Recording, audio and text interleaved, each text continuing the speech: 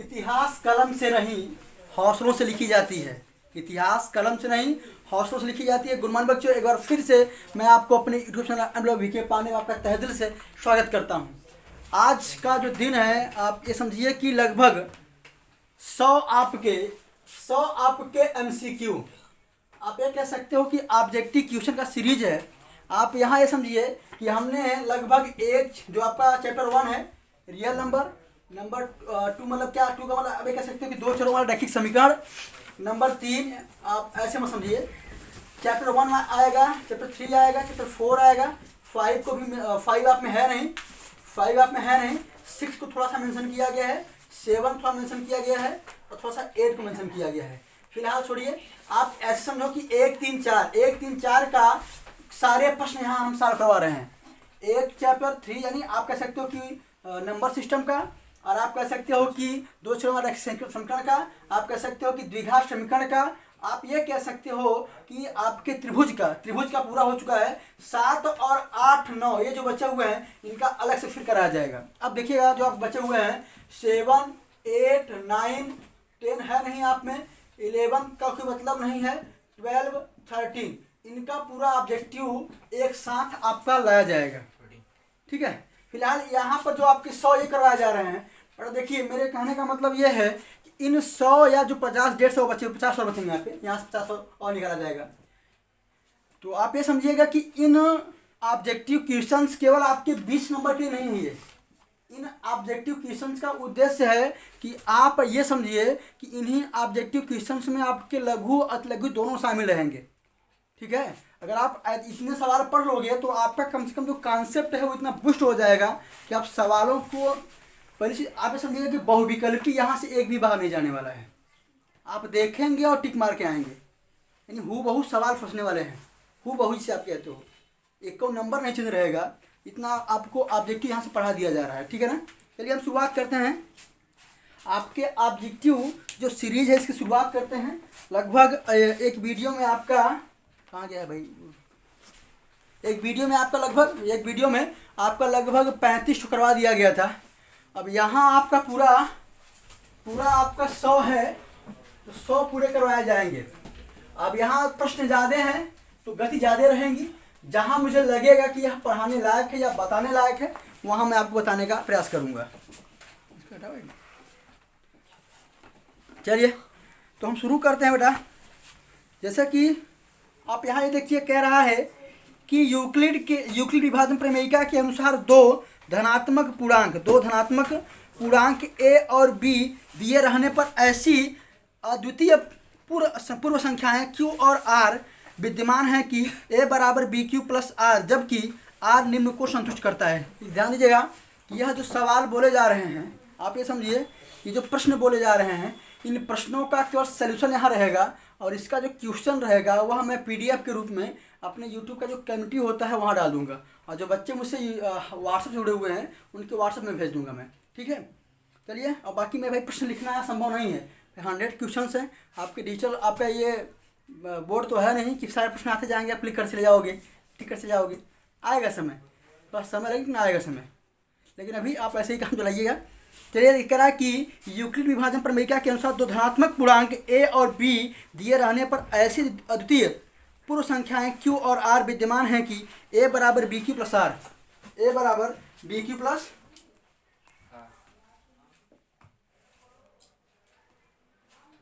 r, a बराबर bq plus क्या है r है, जबकि r निम्न को संतुष्ट करता है। निम्न को संतुष्ट का ऐसा समझिए कि आप एक पढ़े होंगे कि a बराबर bq प्लस क्या r, यह फार्मूला किसका है, ये यूक्लिड का विभाजन प्रमेय क्या है। तो आप इसमें यह कह रहा है कि अब जरा बताओ जहां r का संबंध क्या है, तो आपने पढ़ा था जहां r की जो वैल्यू थी वह 0 से बड़ी या इक्वल होगी लेकिन b से बड़ा, यही इसका ऑप्शन हो जाएगा, यही आपका ऑप्शन हो जाएगा। ठीक है, आगे चलो बेटा, इसका ऑप्शन नंबर C सही रहेगा। आगे कह रहा है कि संख्या 156 का अभाज्य गुणनखंड होगा। अभाज्य गुणनखंड सुनो बेटा, अगर मैं 156 की बात करूं बेटा, 100 अगर मैं 56 की बात करूं बेटा, मेरी बात सुनिएगा, 156 को मैं लिख सकता हूं क्या 12 13 मैं लिखने तरीका बता रहा हूं इसका। 12 का लिखेंगे आप 2 दूनी 4 तिहाई 12 गुणित्ते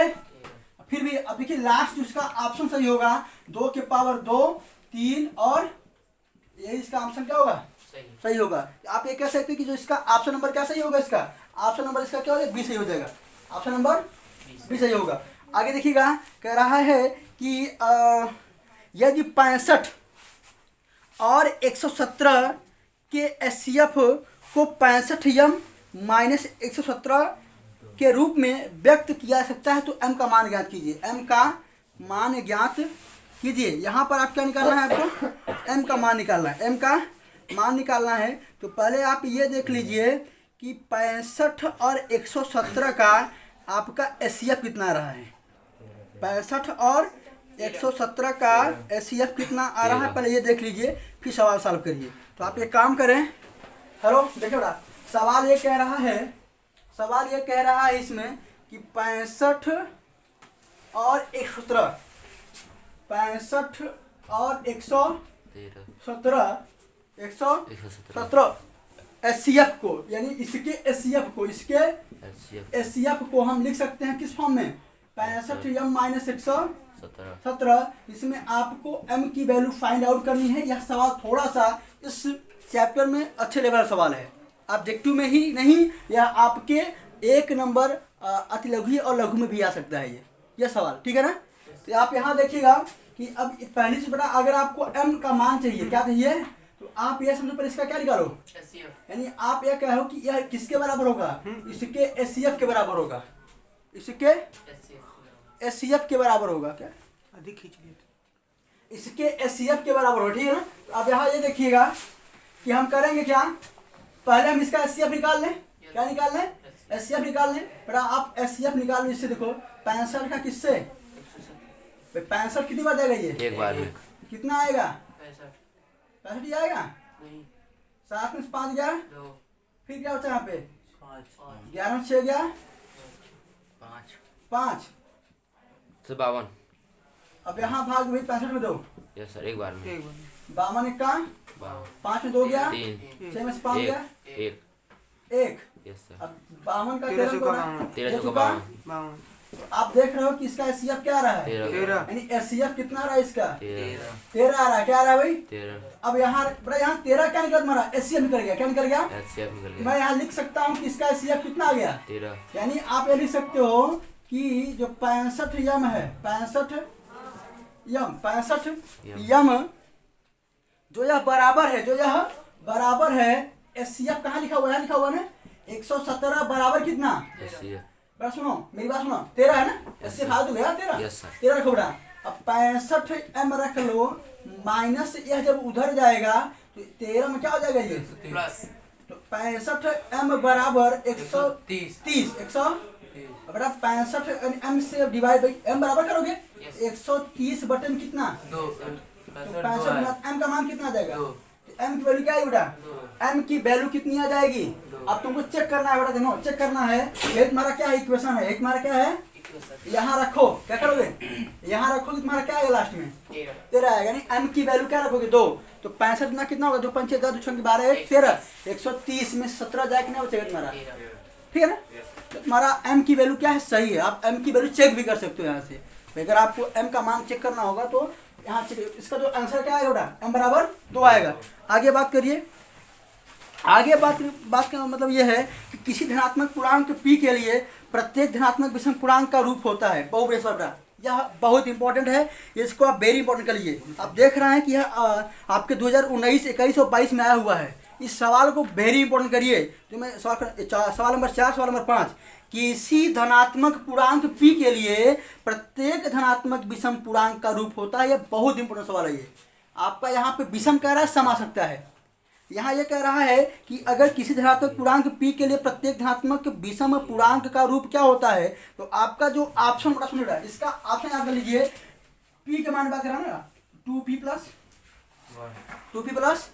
यानी अब p बराबर 1 रखो। क्या रखो, p बराबर 1 रखो। p बराबर क्या रखो, क्या आएगा 2 गुणित 1 प्लस 2 1 कम 2 और 1 3 क्या है, विषम है, विषम है। p बराबर 2 रखो, 2 गुणित 2 प्लस 1 5 आएगा। Yes, sir. पी बराबर ये पी क्या है तुम्हारा, यानी तुम्हारा यह क्या है, विषम तो है। Yes. 3 रखो यार, 3 दूनी 6 1, 7 4 रखो 4 दूनी 8 1। 9 जो आपके वैल्यू प्राप्त हो रहे हैं वो क्या प्राप्त हो रहे हैं, विषम प्राप्त हो रहे हैं। यहाँ यही पूछ रहा है कि पी के किस मान के लिए विषम होगा, तो आपका ऑप्शन सही होगा 2p प्लस 1। इसका ऑप्शन, इसको टिक कर लीजिए, बहुत नंबर सवाल है ये। आगे देखिए, किसी धनात्मक पूर्णांक q के लिए प्रत्येक धनात्मक सम पूर्णांक, देखिए सवाल आ गया, मैं कह रहा था ना कि सम और विषम वाला, सम और सम का भी आ गया है। कह रहा है कि किसी धनात्मक पूर्णांक q के लिए प्रत्येक धनात्मक सम पूर्णांक का रूप होगा, यानी सम पूर्णांक की बात कर रहा है। अब यहाँ के सम पूर्णांक की बात क्यों रहा, तो यहाँ क्या सुनो मेरी बात सुनो यार, या तो आप ऐसे कह सकते हो कि अगर इसका जो ऑप्शन क्या होगा 2q होगा, क्या होगा, q के लिए बात कर रहा है ना, इसकी बात कर रहा है। अब यहाँ कोई मान रखो, कोई मान रखो, q बराबर 1 2 3 4 5 6। पर अगर तुम्हारा दिमाग ना काम करे, सी आप यहाँ देखो, पहला ऑप्शन देखो, पहला ऑप्शन पहला ऑप्शन q-1 है, q-, अगर तुम q 1 तो ले नहीं सकते, 2 ले लो यार, 2 में से एक गया, क्या बचेगा, 1 बचेगा। 3 लो यार, 3 में से एक जगह 2 बचेगा, मान लो सम आ रहा है। 4 ले लो, 4 में से एक, यानी आप ये देख रहे हो कि मान चेंज होने पर कभी सम तो कभी सम आ रहा है, मतलब यह सही नहीं है। मतलब आपको q का मान रखने पर सम आना चाहिए वैल्यू। यहाँ ये कह रहा है कि p का मान रखने पर सम आना चाहिए, रख रहे हैं, q का मान रखने पर सम आना चाहिए। तो हमने, अगर आप पहले ऑप्शन चेक करो तो q-1 है, वहाँ काम नहीं हो रहा है, q+1 है, क्या है, यहाँ भी पड़ा वही होगा। आप q का मान 1 रखोगे 2 आएगा, 2 रखोगे 3 आएगा, 3 रखोगे 4 आएगा, 4 रखोगे 5 आएगा, मतलब क्या, सम विषम, सम नहीं आ रहा है, सब चेंजेबल हो रहे हैं। अब यहाँ देखिए 2q, क्या बेटा 2q, अगर 2q की बात करो 2q किया ना। अब यहाँ 1 रखो 2 रखो 3 रखो 4 रखो 5 रखो 6 रखो, आप सम से मल्टीप्लाई करो सम ही आएगा। इवन नंबर से, इवन कोई नंबर हो, अगर इवन नंबर से मल्टीप्लाई करना है तो इवन नंबर आएगा वो। जैसे बताया देखो, 1 रखो 2 कम 2 4 3 6 5 10 3 12 कुछ भी रखोगे, तुम्हारा नंबर क्या आने वाला है यहाँ पे, यहाँ सारे नंबर आपके सम आने वाले हैं। पूरा इस सवाल को वेरी इंपॉर्टेंट कर लो, अगर आपके नंबर सिस्टम सवाल नंबर सवाल उठाएगा तो इन सवाल के ही हिसाब से सवाल उठाएगा। हम तो कहेंगे नहीं उठा लेता है, क्योंकि बेटा 19 21 और 22 दोनों में आया हुआ है ये। आगे देखिए, आगे क्या बड़ा थोड़ा सा स्पीड बनाएंगे अपना। कह रहा है कि यदि p और q दो धनात्मक पूर्णांक इस प्रकार हैं कि p बराबर ab², ये बड़ा p बराबर क्या, p बराबर ab² और q बराबर क्या, a3b।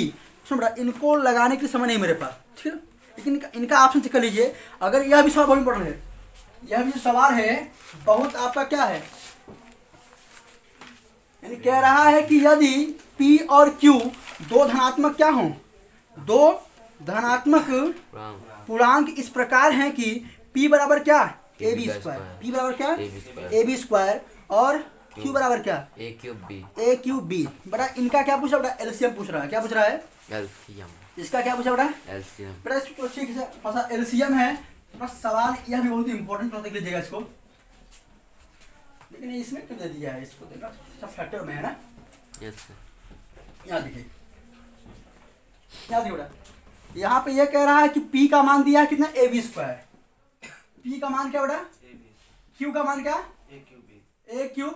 बेटा एक काम कर लो, अगर इनका क्या पूछेगा सर, a3b ना, यस सर। इनका अगर मैं क्या बड़ा, अगर इनका एलसीएम पूछ ले, क्या पूछे बेटा, एलसीएम। एलसीएम पूछ ले, तो बेटा एलसीएम के कंडीशन में, एलसीएम के कंडीशन में आप एक बात नोट रखिएगा, एक बात आप नोट रखिएगा कि इनमें जो सबसे बड़े घात होंगे वही इसके एलसीएम होंगे, जो सबसे बड़े। अब जरा बताना a का छोटा घात क्या है और b का स्क्वायर, इसका आंसर होगा a3b², a3b²। रुक जाओ, दिक्कत हो रही है। देखिए हम बात कर रहे हैं इसमें कि p बराबर ab² और q बराबर क्या बेटा, अगर हम बात करें इसके एलसीएम की, यानी एलसीएम बराबर क्या बेटा, ab², या आप ऐसे कर सकते हो कि a और b का क्या निकालना है, सॉरी p और q का क्या बेटा, p और q का निकालना है एलसीएम। बेटा ab² यहाँ लिखा हुआ है और a3b यहाँ लिखा हुआ है। बेटा मैं कह रहा था आपसे कि एलसीएम की जब बात करें, जब आपके इस कंडीशन में यानी वर्बल फॉर्म में दिया गया हो, चर फॉर्म में दिया गया हो, तो उस कंडीशन में अगर एलसीएम का बात करता है तो एलसीएम का फुल फॉर्म होता है लोवेस्ट कॉमन फैक्टर। लेकिन यहाँ पर इसका मतलब होता है इसमें वही एलसीएम होगा जिनके पावर क्या होंगे, बड़े होंगे, जिनके पावर घातों की संख्या जिसकी बड़ी होगी वही क्या होगा इसमें एलसीएम। क्या होगा बेटा एलसीएम, एलसीएम पूछा हुआ है ना, हाँ एलसीएम ठीक है। तो इसका क्या होगा, इसका भाई ए में यहाँ ए है, यहाँ ए क्यूब है, बड़ा कौन है ए क्यूब, यहाँ बी स्क्वायर है, बी यहाँ क्या होगा इसका क्या हो जाएगा ए क्यूब बी स्क्वायर, ठीक है ना। तो आगे देखिए बेटा, आगे कर रहा है एक सवाल है बेटा कि ए बराबर क्या बेटा, ए बराबर 2 स्क्वायर लिखना पड़ेगा बेटा, लिख दे रहा है ए बराबर 2 स्क्वायर, ए बराबर 2 स्क्वायर 3 स्क्वायर 3 क्यूब 5 के पावर 4 एंड क्या है बी बराबर क्या है बेटा 2 क्यूब 3 स्क्वायर 5 क्या 5 की पावर क्या बेटा 5 की पावर है बेटा। इसमें अभी पढ़ के आया बेटा, अगर एलसीएम निकाल, इसको पढ़ लीजिए, यह मेरे पेपर जब मैं 2013 में पढ़ रहा था, 2013 मेरा जब बोर्ड का पेपर था, जो 2013 के बोर्ड के पेपर में आपका ये सवाल आया हुआ है बेटा, मैं इसका दिया हूँ, मैं इसका प्रूफ मैं दे रहा हूँ कि मेरे पेपर में आया था ये, और आप भी जिक्र कर रहा है ये, क्योंकि बेटा आप इस चीज़ को पढ़े नहीं हैं, यह आपके यूपी बोर्ड के लेवल का सवाल है ये, यूपी बोर्ड डॉक्टर मनोहर के सवालों को यहाँ इंक्लूड किया हुआ है, और आप में इसका कोई जिक्र नहीं है, आपके एनसीईआरटी कोई जिक्र नहीं, कोई जिक्र है इसका, कोई जिक्र नहीं। इसलिए मैं कह रहा हूँ कि आप अब आप काम करिए कि पूरा फोकस कर दीजिए क्या इस पे, और जो आपके नोट्स हैं उनसे को रिवाइज करिए। 16 दिन समय बचा, कुछ नहीं बचा हुआ आपका, 16 दिन में कुछ नहीं, आप ये माइंड मैप करिए, माइंड मैप ये करिए कि एक दिन में 2 चैप्टर पढ़ूंगा मैं, 2 चैप्टर मतलब 1 और 2 पार्ट ऐसे पढ़ना है मुझे, क्या तो कुछ कर पाएंगे आप लोग, नहीं तो पास हो भी करेंगे, कौन रुकने वाला है पास में आप लोगों को।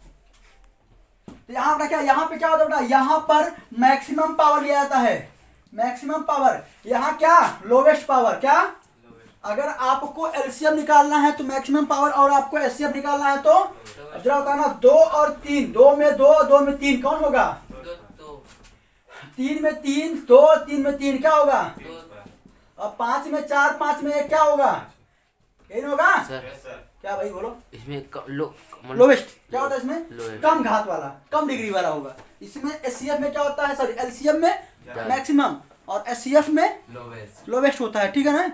यही किया आप पढ़े होंगे यार कि मैक्सिमम जो कॉमन होता है उसको लिखा जाता है। हाँ। आप एचसीएफ क्या पढ़े हैं, एचसीएफ का जब आप प्राइम फैक्टर से पढ़ोगे उसमें जो कॉमन होता है उसी को लिखा जाता है, और एलसीएम में क्या होता है जो कॉमन होता है उसको भी जो नहीं होता है उसको छापते हो यार।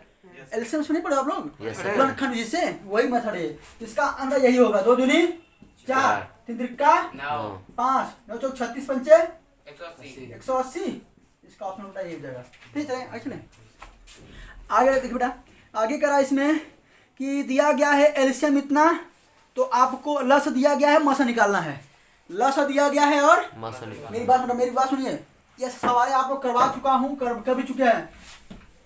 क्या निकालना है, मसा, क्या निकालना है मसा। एक बात सुनो यार, एक आपने पढ़ा था, आपने पढ़ा है कि product of 2 numbers is equal to LCF equal into HCF. Yes sir. Product of 2 numbers is equal to LCM into HCF. 2 संख्याओं के गुणनफल बराबर अल्लाह से गुणित मसा, पढ़ा है ना आप लोगों ने। पर आप मैं लिख दे रहा हूँ क्या, first number into second number into, बहुत फॉर्म आप लिख सकते हो, इज इक्वल टू एलसीएम, क्या एलसीएम एल और एच लिखो, बहुत छापो मत, यही फॉर्मूला है ना। आपको 2 नंबर दिया गया, क्या क्या दिया गया है, आपको 2 नंबर दिया गया बेटा 13 288 13 32 13 32 288 208, आपका एलसीएम कुछ दिया गया सर 132 है ना 13 32, सॉरी 132 है 132 है। इसका देखिए एलसीएम का फर्स्ट नंबर क्या दिया 132 और सेकंड नंबर क्या दिया गया 288। इसमें क्या कुछ एक दिया है, एक वैल्यू क्या दिया बेटा एलसीएम दिया, क्या दिया एलसीएम, सवाल का साथ में ले बेटा, इन दोनों का एलसीएम दिया है 31 68, क्या दिया बेटा 31 68। अब आपसे एच पूछ रहा है यार, क्या पूछ रहा है बेटा, आप ये कर लीजिएगा, आप इसको क्या करेंगे एच निकालेंगे, क्या हो जाएगा 132 गुणित 288 बटे 31 डिवाइड कितना आएंगे, जितना आपका आंसर होगा। इसका आंसर क्या आ जाएगा भाई, मैं लिख दे रहा हूँ उसमें, आपका आंसर आ जाएगा 12, क्या आ जाएगा 12। इसका एचसीएफ कितना आएगा 12, आप हल करें 12 इसमें बेटा, या तो ये कट जाएगा, आप इसको लीजिएगा इसमें पूरा भाग। आगे देखिए, निम्न में से कौन सा सह अभाज्य संख्याओं का एक युग्म है, इनमें से कौन सा सह अभाज्य का क्या है बेटा, एक युग्म है। ये इसको मैं पीछे ही करवा चुका हूँ, 18-25, ये आपके पिछले वाली क्लास में हो चुका है। ये 18-25 है ना, 18-25 इसका ऑप्शन हो जाएगा बेटा। आगे देखिए सुनिए, सहभाज्य का मतलब होता है कि अगर आप दोनों संख्याओं का क्या निकालो बेटा, अगर आप एचसीएफ निकालो, क्या निकालो, तो इनका एचसीएफ क्या आना चाहिए, इनका क्या आएगा, एक आएगा। ठीक है, आगे देखिए,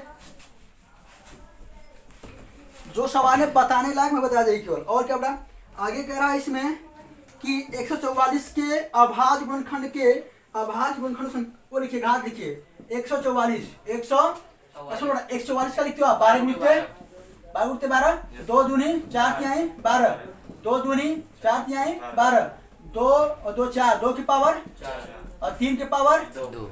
आपका बेटा क्या हो जाएगी, ठीक है। आपका ये खत्म होगा। क्या करना है आपको, अभाज्य गुणनखंड लिखना है घात के रूप में, तो हो गया ये। आगे देख बेटा,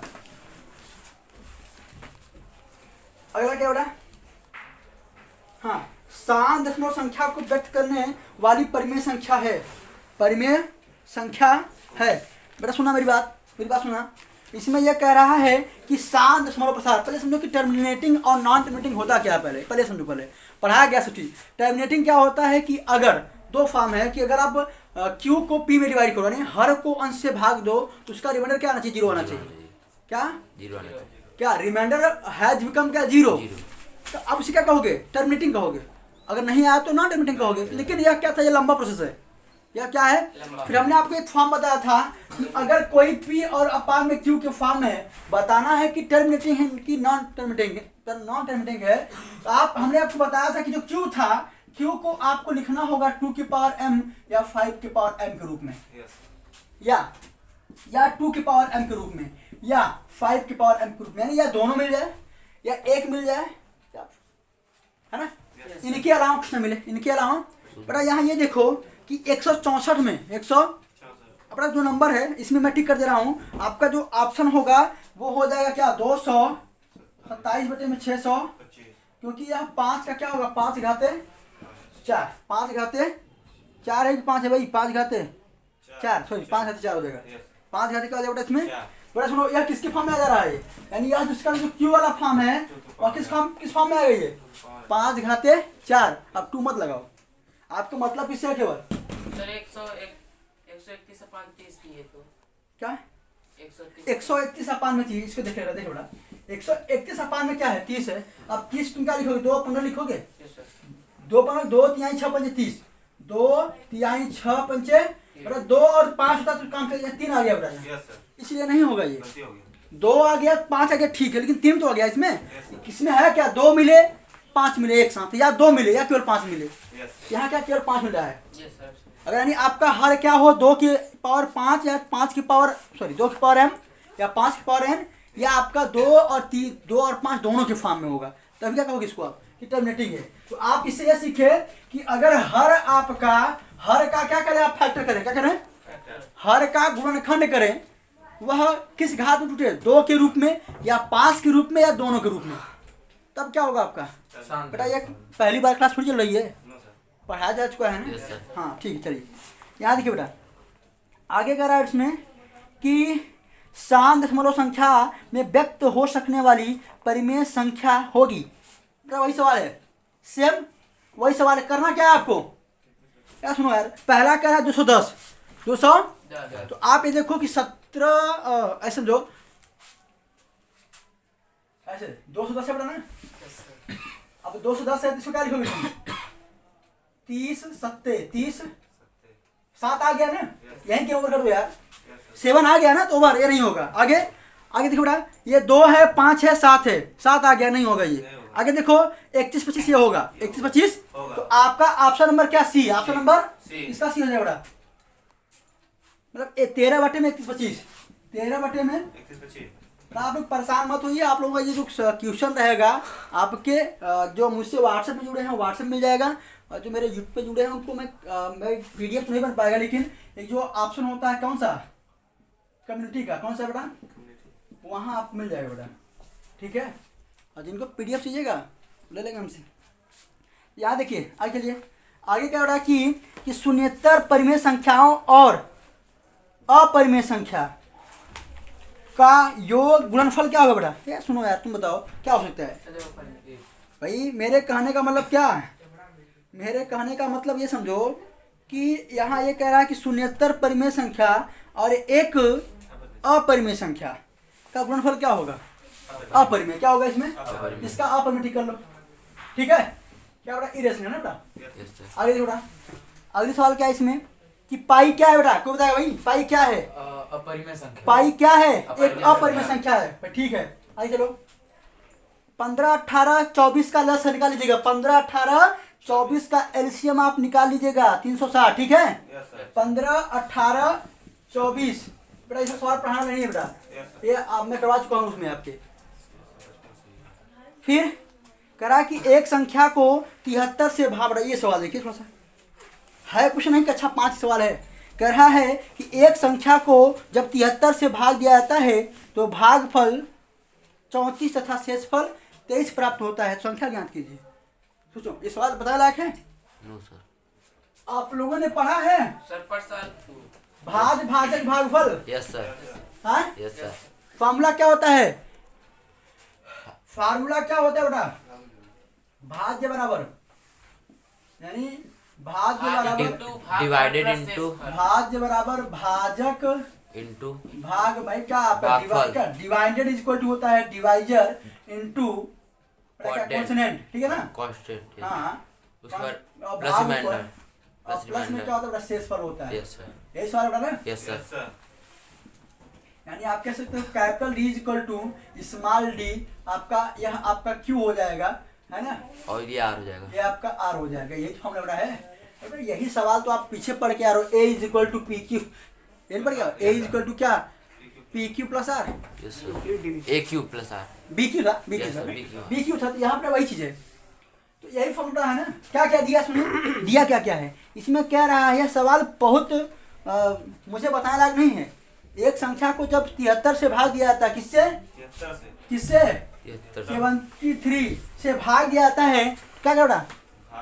भागफल कितना? 34। भागफल 34। शेषफल क्या लगाओगे कि हम लगाएं इसको? लगाओगे ना? लगा देना बेटा। इसका आंसर क्या आएगा? इसका आंसर आएगा 2505। इसका आंसर आएगा 2505। सॉल्व कर लीजिए इसको। आगे देखिएगा, आगे कह रहा है कि इसका एचसीएफ 18 है। एचसीएफ सेम सॉल्व पिछड़ा क्या बेटा?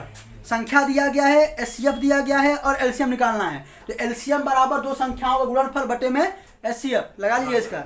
इसका आंसर आ जाएगा आपका। देखिए इसका आंसर है, बेटा सवाल 2022 में आया हुआ है। 2022 में इसका आंसर आएगा 8316। इसका आंसर क्या आएगा? 83। हम यहाँ आ जाओ, यहाँ आ जाओ भाई कि 148 बटे 185। 148 बटे 185 का सरलतम रूप क्या होगा? का सरलतम रूप क्या होगा बेटा? सुनो मेरी बात सुनना।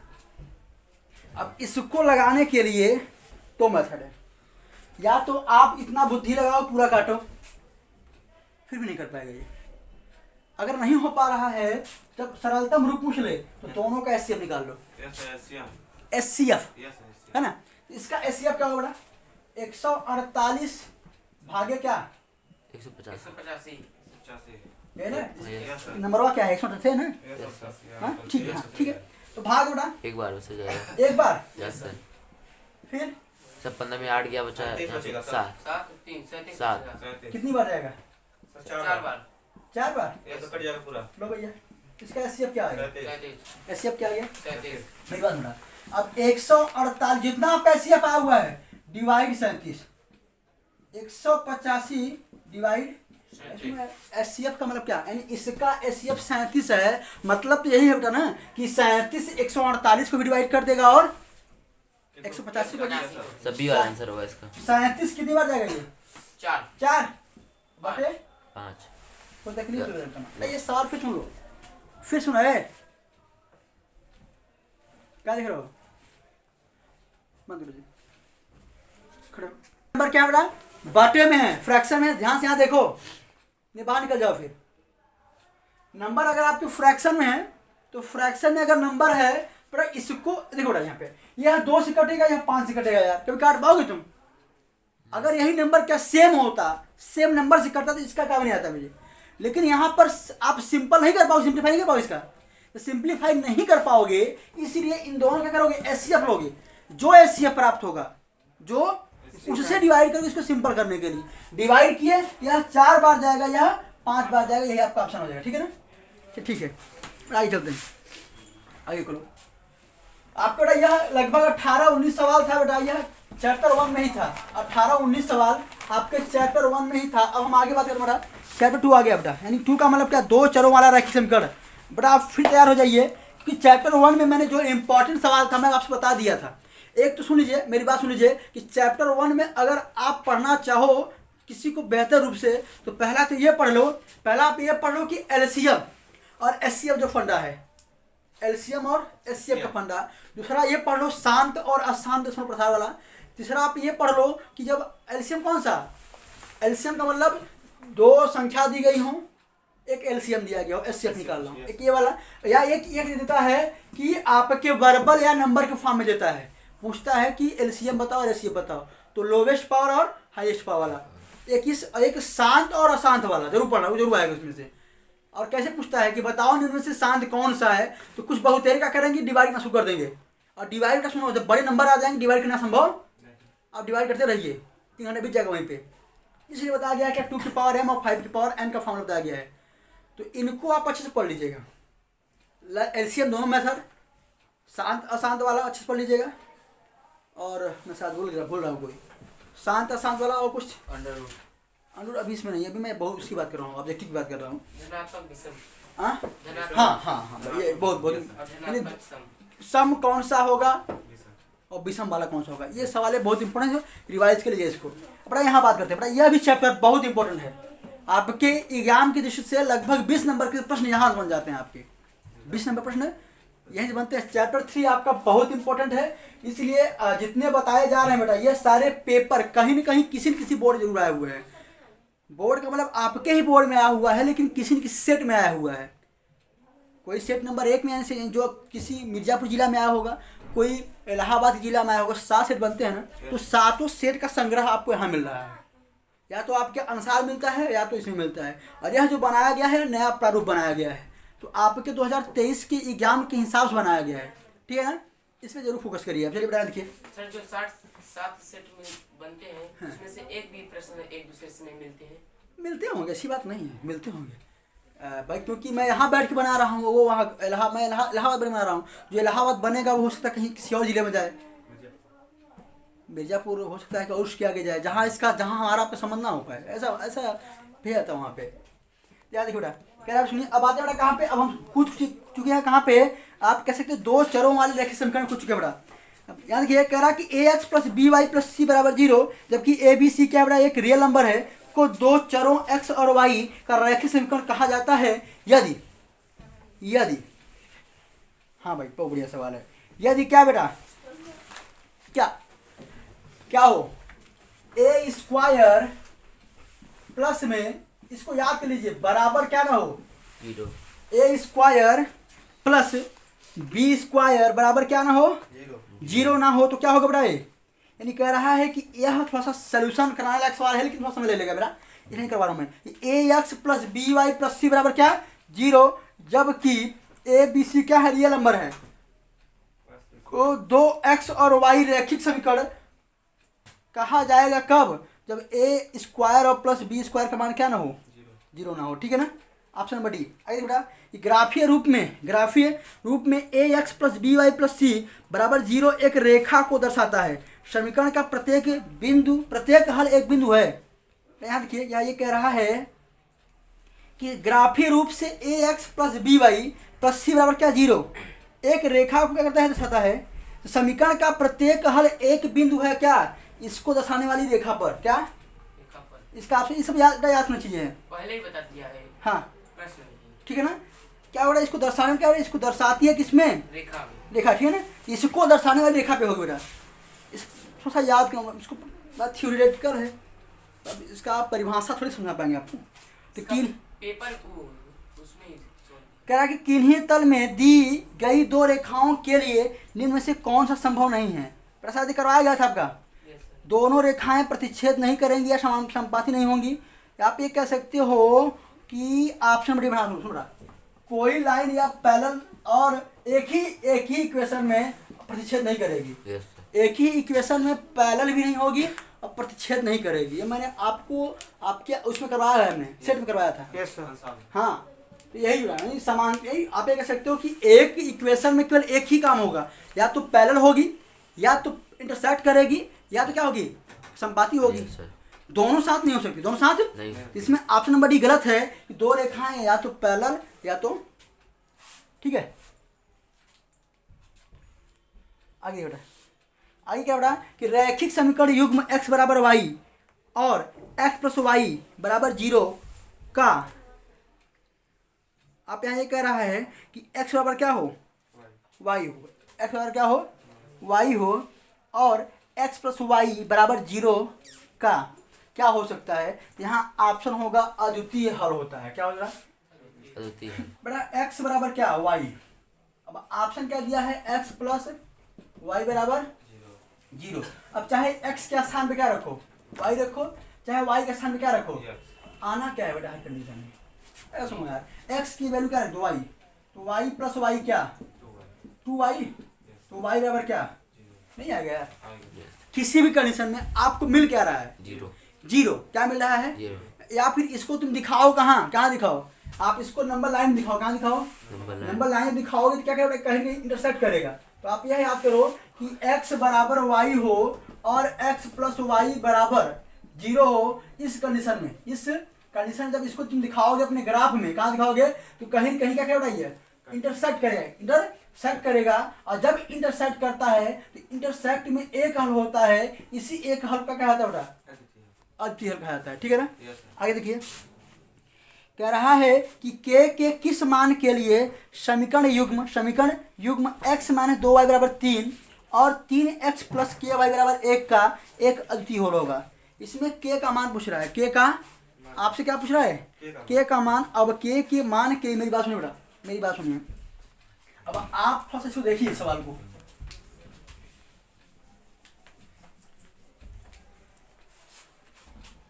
याद देखिए, मैं ये कह रहा हूं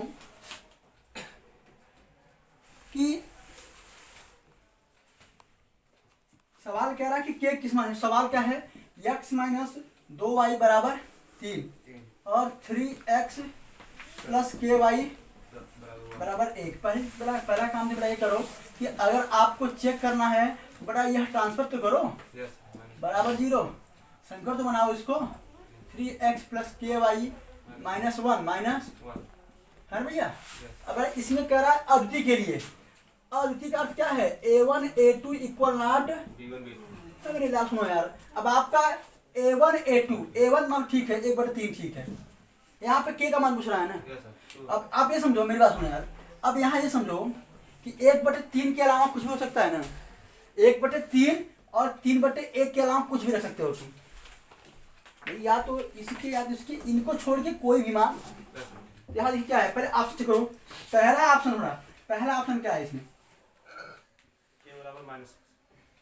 के बराबर नहीं है -6, एक अद्वितीय हल होगा, एक अद्वितीय भाई के बराबर 0, के बराबर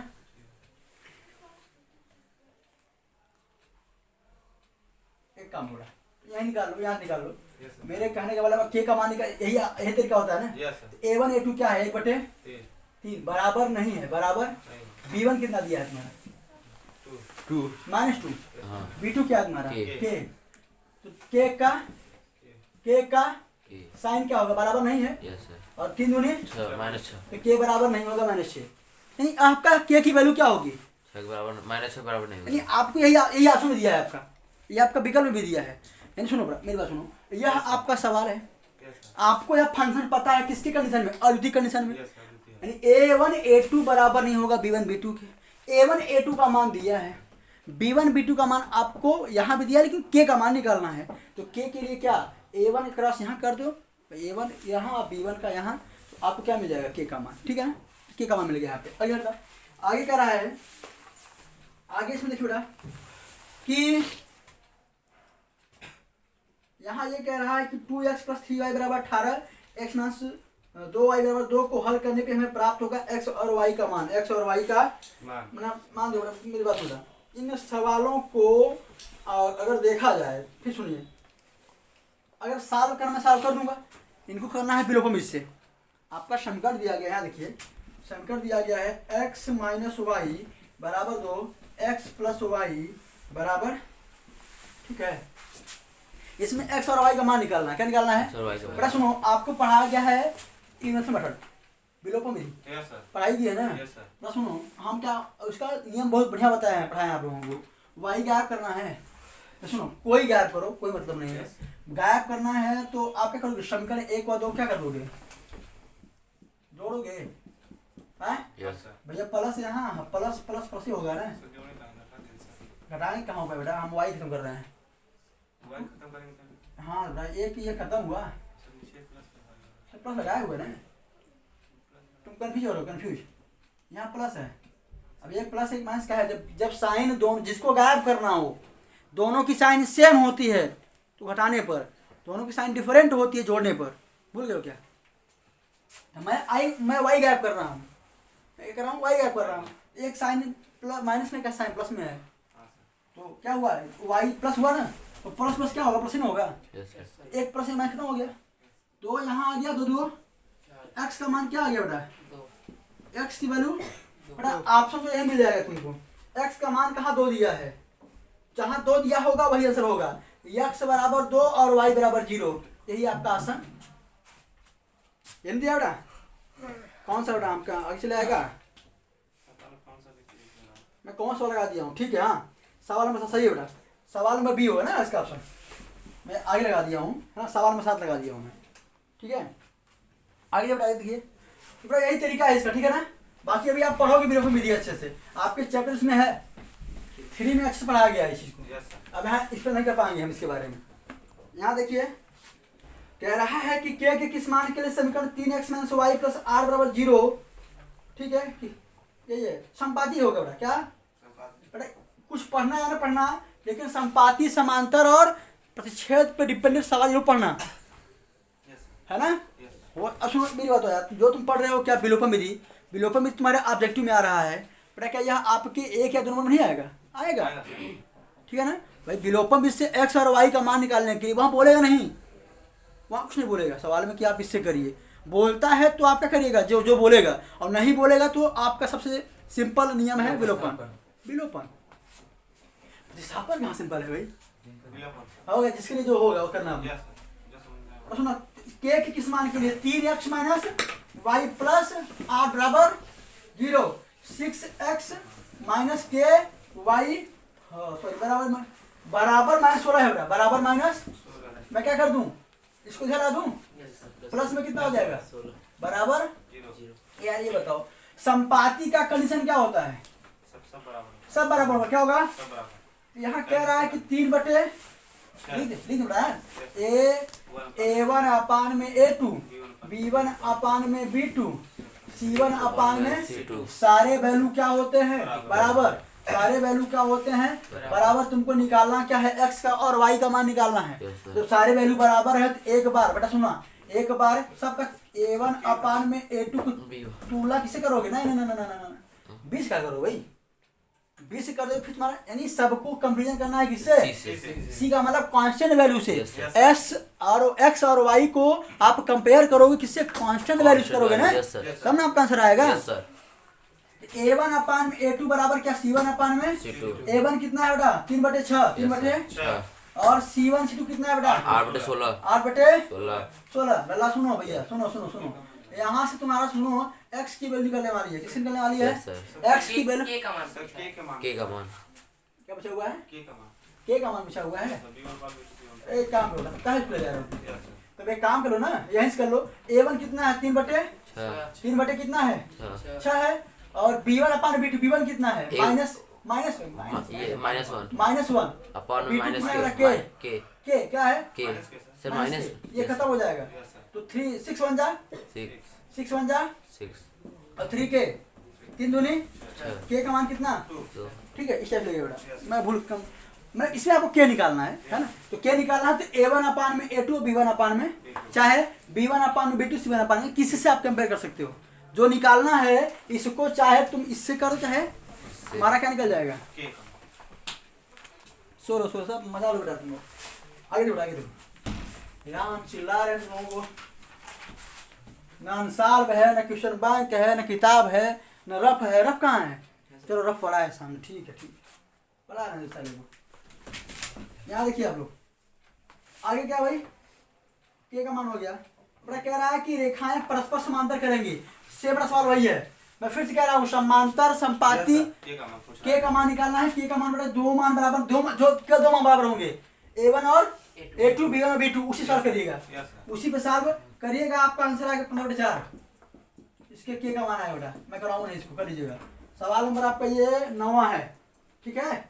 9वां इसका है, आपके अगले चैप्टर का है। ये करा है कि के किस मान के लिए समीकरण युग्म kx + y = k² और x + ky = 1 के लिए अनेक हल होंगे। चलिए इसको बता दे रहे हैं।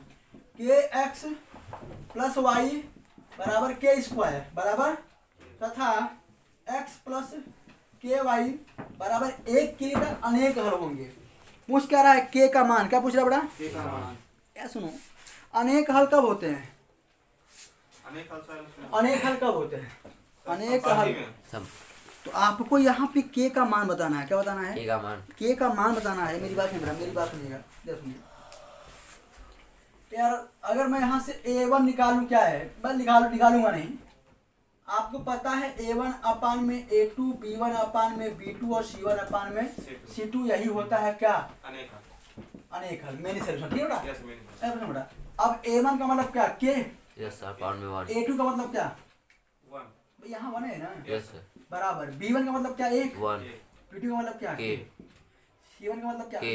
माइनस दोनों माइनस में आएगा तो माइनस हो जाएगा ना, प्लस हो जाएंगे। तो k² यार सुनो, किसी एक को ले लो यार, किसी एक को मैं इसको ले रहा हूँ। सर स्क्वायर के साथ उतरेगा के। हाँ भाई साइन के साथ आएगा। याद रखो।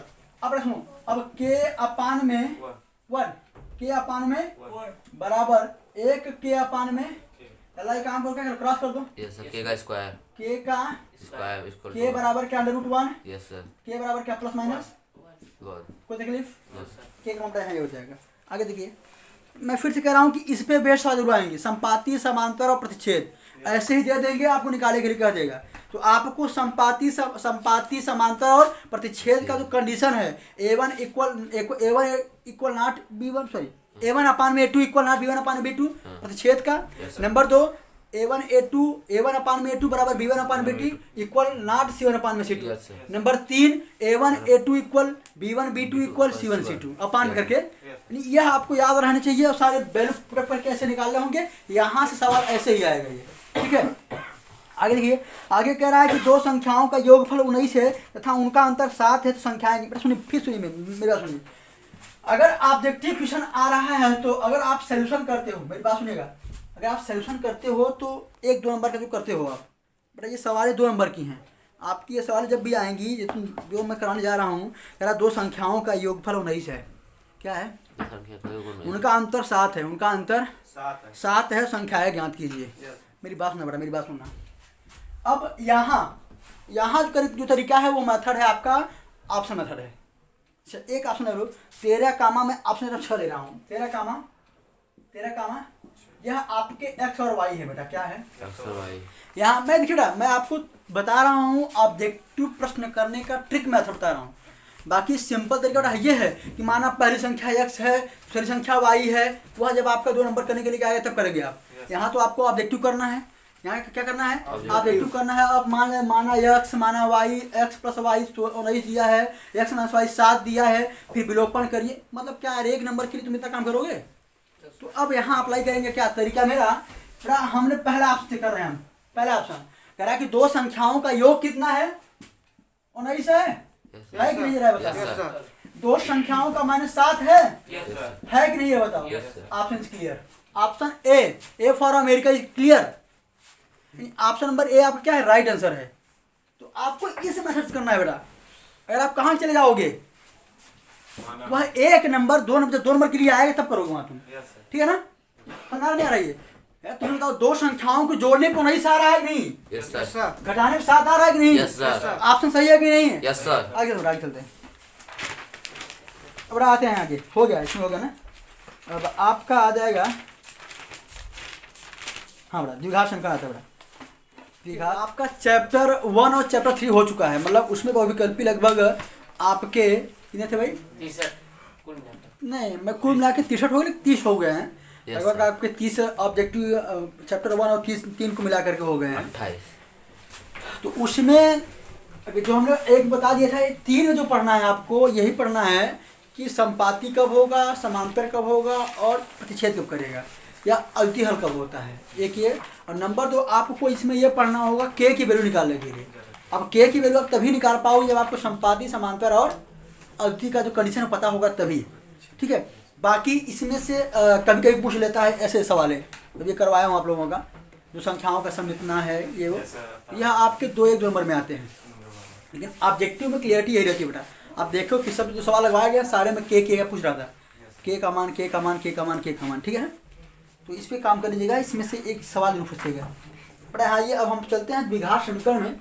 अब द्विघात समीकरण बेटा सुनिए, इसमें भी कंडीशन बेटा वही चलने वाला है। या तो इसमें आपको मूल निकालना होगा, क्या निकालना होगा?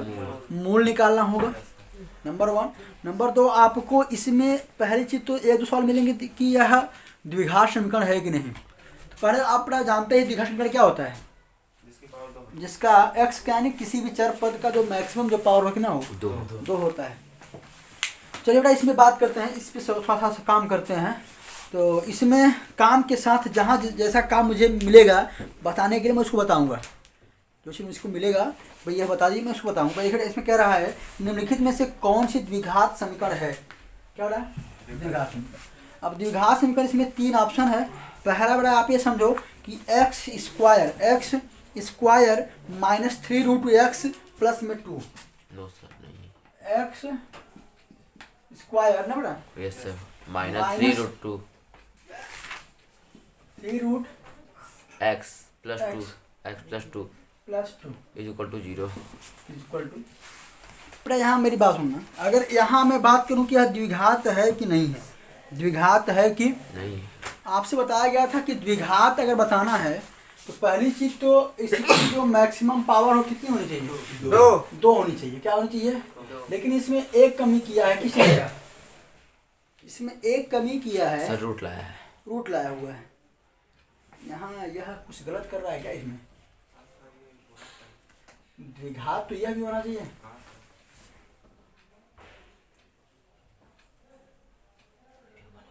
क्या देखिए सुनिए, द्विघात ये भी होना चाहिए, लेकिन अगर इसको कट आउट कर रहा है तो हो सकता है कि x की जो पावर है, यह पूर्ण नंबर में नहीं आ रही, इसलिए कट रहा है क्या शायद? Yes sir. क्योंकि x की पावर क्या हो जाएगी 1/2, और यह परफेक्ट नंबर के रूप में अगर नहीं आता तो वह आपका इक्वेशन एक प्रकार से द्विघात चाहे आपका रैखिक समीकरण हो, उस टाइप में नहीं होता है। यस। इसमें दिया था इसमें।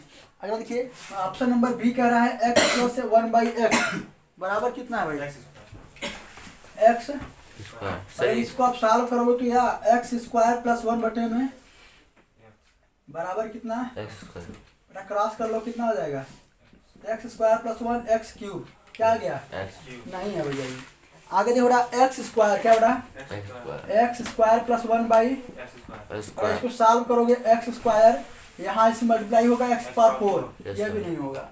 बचा क्या आपका 2x square, 2x square minus 5x is equal to bracket में x माइनस 1 का होल स्क्वायर।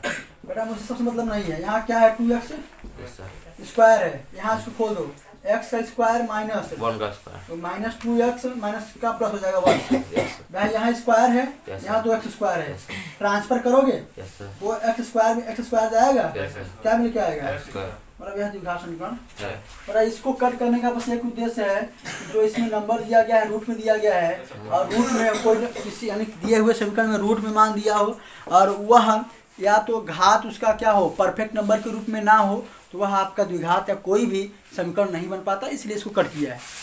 बाकी आपका सही ऑप्शन क्या हो जाएगा ये, ठीक है ना। आगे देखिए, आगे कह रहा है कि 1/x स्क्वायर माइनस 2 बराबर 1/7, तो बेटा x का मान, फिर अब बड़ा बहुत बेहतरीन ट्रिक बताने वाला हूँ आपको। बाकी आप का जो तरीका है, फिर देखिए बेटा आज मैं आपको यहाँ पे ट्रिक के साथ पढ़ाने का प्रयास कर रहा हूँ। यहाँ ये कह रहा है कि 1/x² माइनस 2 बराबर क्या बेटा? हेलो सर, यहाँ देखिए आप यहाँ ये कह रहा है कि आपका जो आंसर है प्लस या माइनस 4, आगे क्या बेटा? प्लस या माइनस 3, प्लस या माइनस 3, प्लस या माइनस 3, फिर क्या है बेटा? प्लस या माइनस 2, प्लस या माइनस 2, फिर क्या है? प्लस या माइनस 1। सुनो, अब यहाँ अगर स्क्वायर है तो यहाँ पे प्लस और माइनस मतलब नहीं है। प्लस या माइनस मतलब नहीं है, दोनों हो सकता है। जो भी ऑप्शन दोनों आएगा ना। बेटा यहाँ ये देखिए यहाँ ये देखिएगा कि सुनिए मेरी बात सुनिए, x 1 रहेगा। अब यानी यहाँ x का कौन सा मान रखा जाए कि 7 आ जाए? यहाँ पर x का ऐसा कौन सा मान रखा जाए कि वहां पर 7 आ जाए? या लाल 3 रख दो यार, 4 रखोगे 4 चौके 16 में 2 जाए कि नहीं बचेगा? 14 बचेगा। 3 रखोगे यार सुनो, मैं फिर सुनो, अब आप कैसे करोगे? आप कैसे करोगे सवाल को? आप करोगे क्या, पढ़ के आए हो x² माइनस 2 7 ट्रांसफर करोगे, x² बराबर उधर जाएगा ना 7 2 9। x की वैल्यू क्या आएगी बेटा? x की वैल्यू प्लस माइनस में क्या ऐसे लगाओगे यार? Yes sir. तरीका है ना भाई? Yes sir. भाई x का क्रॉस करोगे, पक्षांतर करोगे, माइनस में प्लस हो जाएगा, x की वैल्यू रूट में 9 आएगी। x की जो वैल्यू करके जब रूट या स्क्वायर रूट निकाला जाता है, जो उसकी वैल्यू का मान आता है वो प्लस और माइनस में आता है। तो x का मान क्या आएगा? प्लस माइनस ही आएगा। हमें भाई यही मिल गया मुझे ना यार। x का मान क्या रख दे कि 7 आ जाए?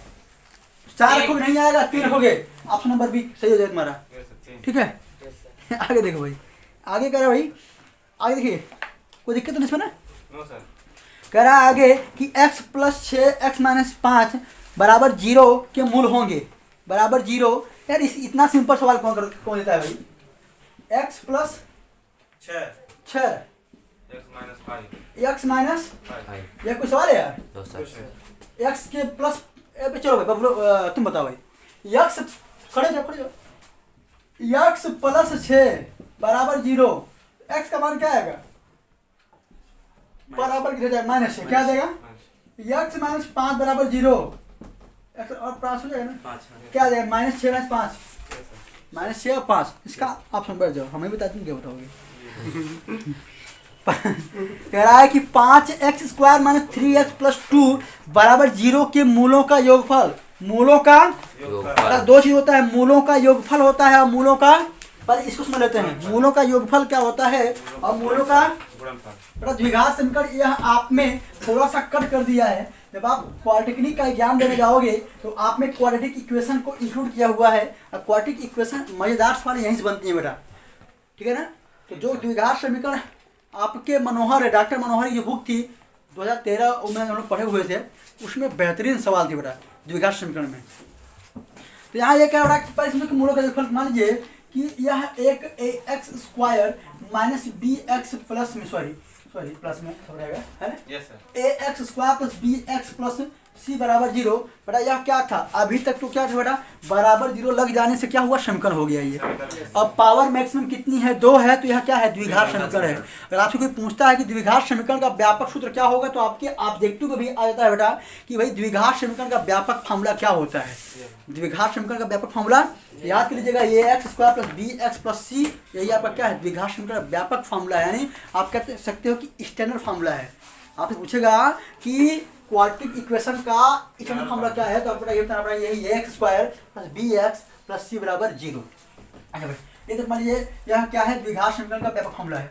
अब आपसे कोई ये पूछ ले बेटा इसका मूलों का योगफल क्या होता है? मूलों का मान लेते हैं 2 मूल है बेटा, माना मैं समझाना चाह रहा हूँ, माना अल्फा और बीटा क्या है बेटा? जितने पावर होते हैं, जितने, ऐसे कोई पूछ ले यार, अरे छोड़ रहा हूँ, इसकी कहानी छोड़ो, मैं बना रहा हूँ, आप देखिए प्रश्न मैं बना रहा हूँ। जब से कोई पूछ ले कि द्विघात समीकरण में कितने मूल हो सकते हैं?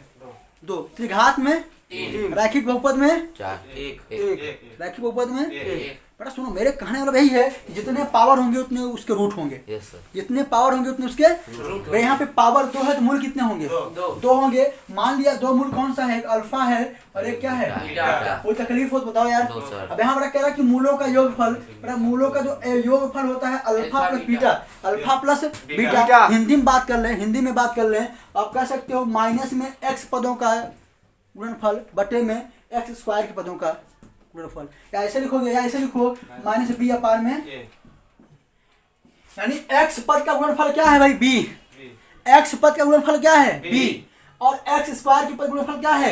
Minus B by alpha plus beta, यानी मूलों का योगफल बराबर होता है माइनस बी अपान में a। अगर आपके अल्फा इंटू बीटा मूलों के गुणनफल की बात कर लेगा तो c by A. c by A का मतलब अचर पद बटे में, यानी वेरिएबल टर्म अपान में x स्क्वायर के मल्टीपल, x स्क्वायर के कॉम्प्रिहेंशन जो तुम बोलो, यानी अचर पद बटे में किसका? ए एक्स स्क्वायर का।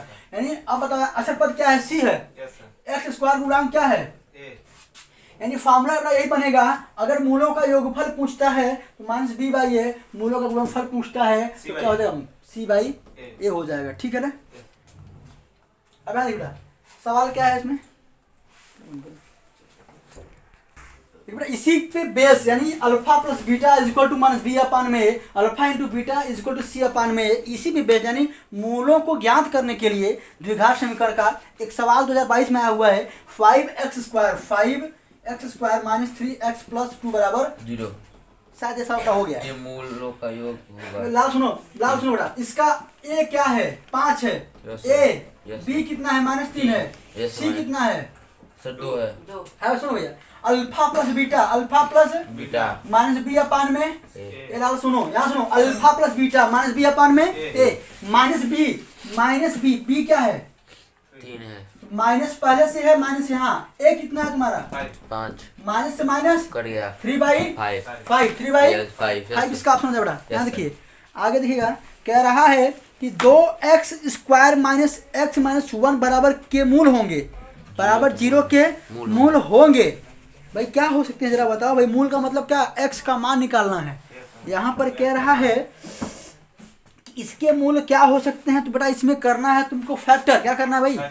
यार सुनो, यहाँ पे ना मूल का योग पूछा है ना मूलों का गुणनफल पूछा है, कुछ नहीं पूछा है। यहाँ पे यहाँ पूछ रहा है मूल बताओ भाई, कौन कौन से मूल है इसमें, कौन कौन से मूल है, यहाँ यही पूछ लिया है। तो सुनो बेटा, यहाँ चले करते हैं बेटा, यहाँ करते हैं, चलो कुछ तूफानी करते हैं।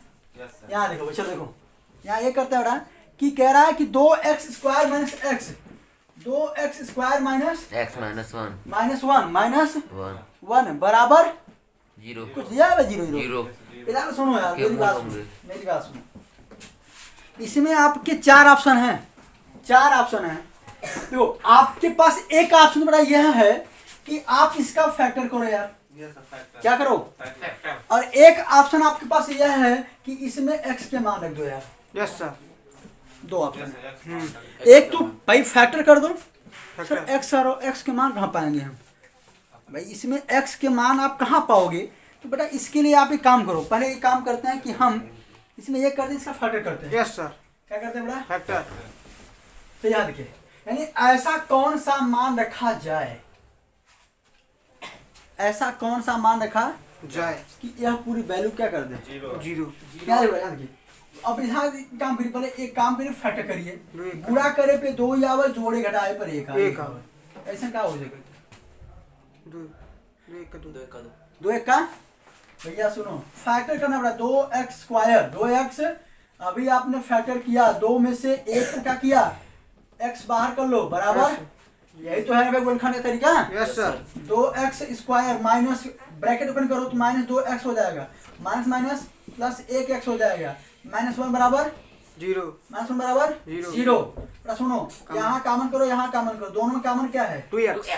बचा क्या? x माइनस, यहाँ क्या कॉमन है? जिसका कोई नहीं उसका मालिक कौन होता है? 1 होता है भैया। मालिक एक होता है ना, सबका मालिक एक। जिसका कुछ नहीं उसका कौन होगा? 1 होगा। एक कॉमन कर लिए, x माइनस 1। एक ब्रैकेट में क्या आ जाएगा भैया?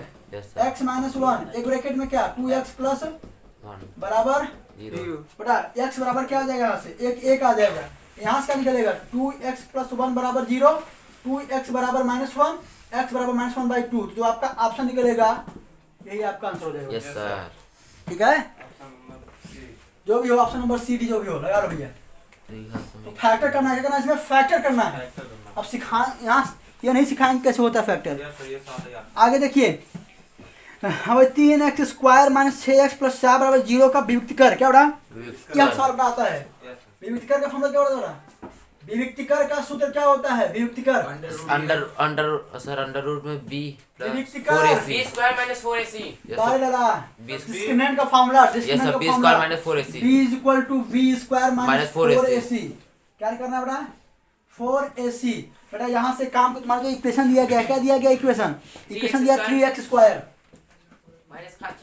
माइनस 5x प्लस 2 बराबर 0 दिया होगा, हाँ है, ठीक है। कहाँ भाई, यस सर, हाँ ठीक है, प्लस 4 है, कहाँ सवाल में बोल दिए। सर विविक्तिकर का फॉर्मूला 4 है ना, प्लस 4 कौन सा तुम बोलो, 3x² minus 6x plus 4 yes sir minus 6x plus 4 यही सवाल है, ठीक है।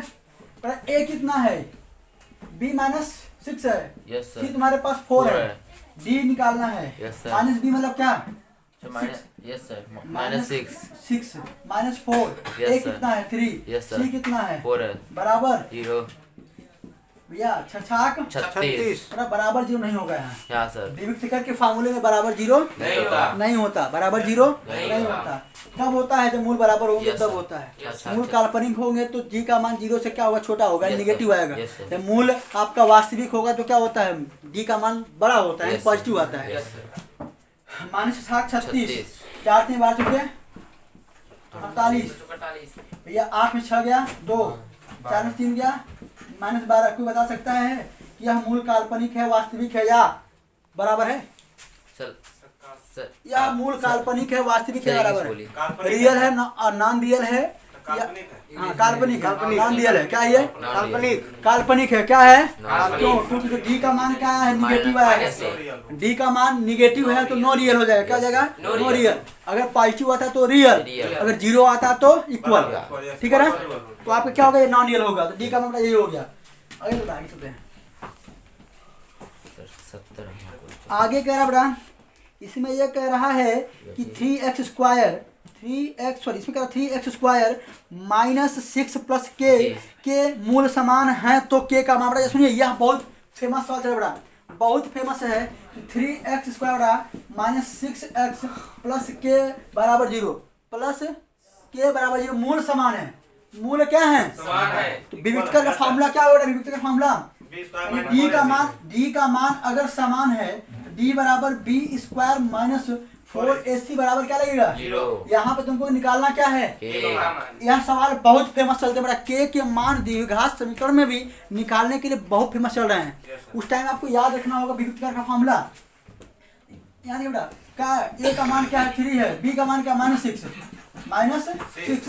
4, ए का मान क्या है 3 ए का मान 3, सी का मान के है, के सी का मान के बराबर 0 छछाक 36 36 4 3 12 12 के 12 के उधर जाएगा बेटा, यस सर 12 के प्लस हो जाएगा, 12 यस नहीं सर आए, 36 के का मान क्या आएगा 3 यस सर 3 आएगा, ठीक है। Yes sir. आगे देखते हैं बेटा, आगे कह रहा है बेटा कि 3x² माइनस 4x बराबर 0 के मूलों का गुणनफल क्या होगा, बहुत बढ़िया सवाल, बहुत बढ़िया सवाल।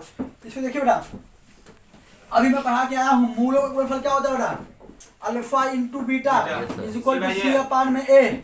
सवाल दिया है 3x² माइनस 4x बराबर 0। कोई बताएगा कि बेटा इसका यह ए है, यह क्या है बी है, सी क्या है 0 है, सी क्या है 0 है, 0 ना निगेटिव होता है ना पॉजिटिव होता है, मतलब 0 है वो। बेटा सुनो मेरी बात सुनो, अल्फा इंटू बीटा सी कितना है 0, ए कितना है 3 बराबर क्या 0। इसका 0 आंसर हो जाए बेटा। यस सर आगे देखिए बेटा, कह रहा है कि पूर्ण वर्ग बनाने की विधि द्वारा द्विघात समीकरण इतने को हल करने के लिए इसमें से किस अचर को जोड़ना और